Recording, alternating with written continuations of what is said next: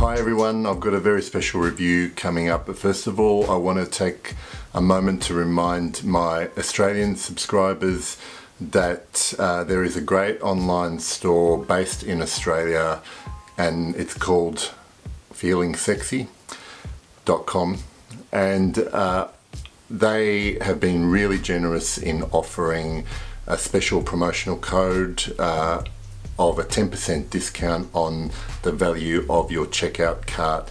So I will leave the website link in the description. The promo code is the Sentinel, all one word, and you can get 10% off the value of your cart at checkout, and that offer is valid till the 30th of June 2018.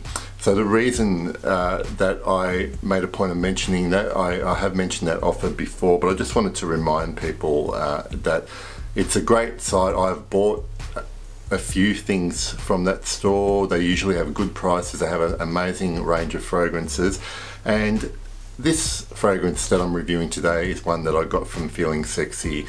It is Christian Dior's Ombre Nuit. This is from the collection, the Privé collection line, which is their higher end stuff, although I do love the House of Christian Dior in general, you know, even their department store fragrances. This is something else though. Ombre Nuit, where do we start? Well, I'm going to spray the opening on my skin and then just describe to you how this wears on my skin. I will, as usual, list the notes across the screen here, but really, when you read these notes, there are a couple of relevant ones there, but to my nose on my skin, there are a few main things that make this fragrance what it is. So let's start off. Just while I'm doing this, Ombre Nuit was originally released in 2009. Perfumer is Dior's master house perfumer Francois Demary.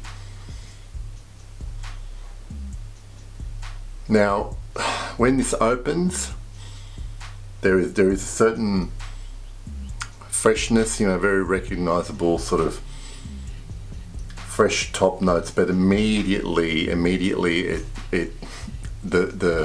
the mist kind of clears, and what you do get is this hollowed out rose. It's almost like a ghost rose that will basically haunt the rest of the development of this fragrance on your skin in a very good way, of course. It's just a beautiful opening.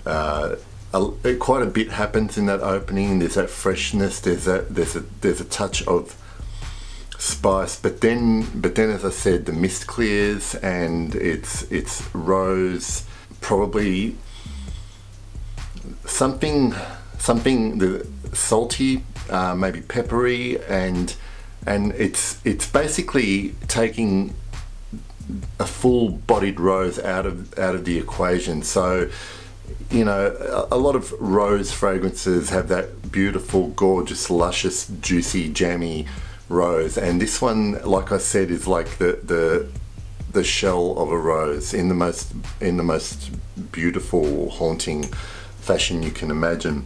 And it's such a great opening on my skin. This is what I get, and after a few minutes the rose starts to recede, and you do begin to get a little bit more of a, I guess, traditional amber accord coming through, with some lovely creamy woods, resinous woods as well in the backdrop. But the best way to describe this as it develops through the heart is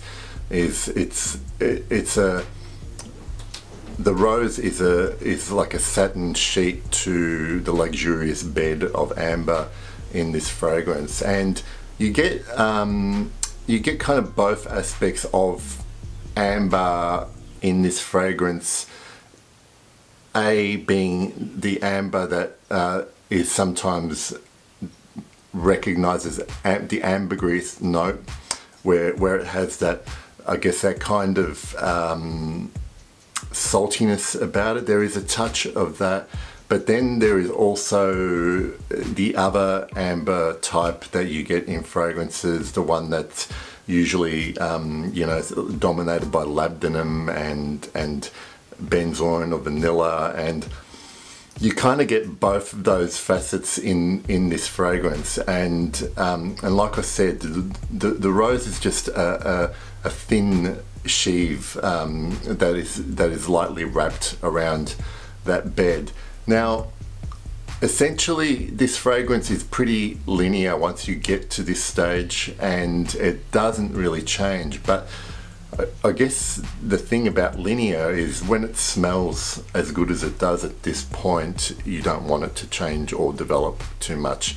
And on my skin, this is what happens. It is a beautifully elegant, sensual, sophisticated, but yet simple composition. In the case of this fragrance, it seems that less is more. Everything is blended to perfection, and all the elements complement each other in this fragrance, and the end result is just something that you constantly want to be smelling. The performance on this is very good. I get up to 8 hours on my skin, projects very well for the first probably 4 hours, and when I say project is that I can still smell it without having to dig my nose into my skin as I'm wearing it, and it's wafting through my shirt, and then for the last few hours it's essentially a skin scent, but one that sits probably above the skin, and this is certainly one that I think adapts to your skin type as well. So it's certainly one that can smell different. In fact, I've smelled this on other people, and it smells different to the way it smells on my skin, but still beautiful.